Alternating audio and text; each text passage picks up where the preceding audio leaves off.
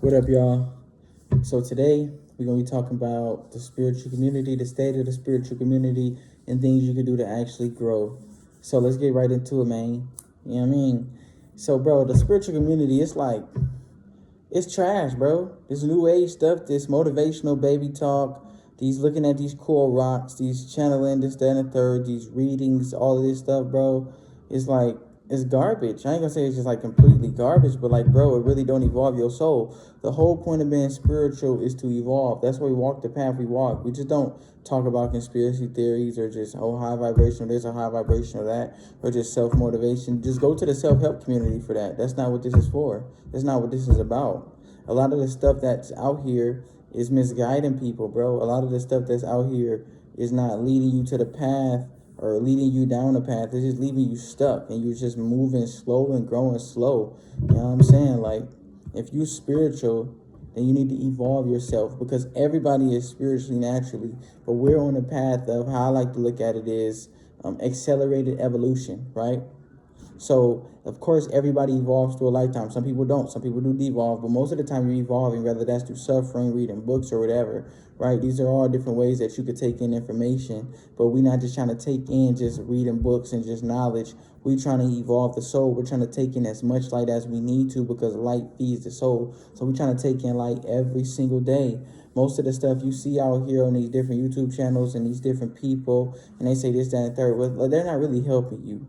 They just having sex in your mind. Like, it feels good to know what they're saying. You know what I'm saying? It feels good to know this information.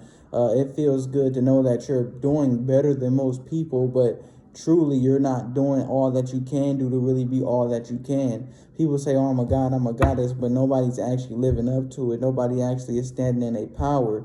You know what I'm saying? You have to be your divine self. You have to be your higher self. So let's get right into it. Most of the people in the spiritual community embrace their lower nature. They say, oh, yeah, I'm spiritual. I know this, that, and third. But yet they go get drunk all the time. They smoke weed all the time. They deal with toxic people. They're in toxic environments. They love to just be toxic and fulfill their life with negativity, right? I'm not saying that you can't do none of the things. You do what you want to do. But if you really want to grow and evolve yourself, you have to remove the things that are slowing you down.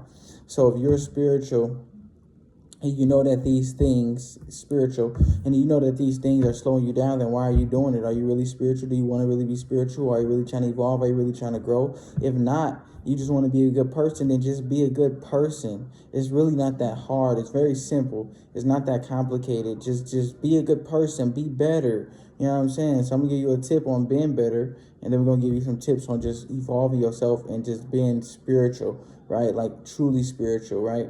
Being better.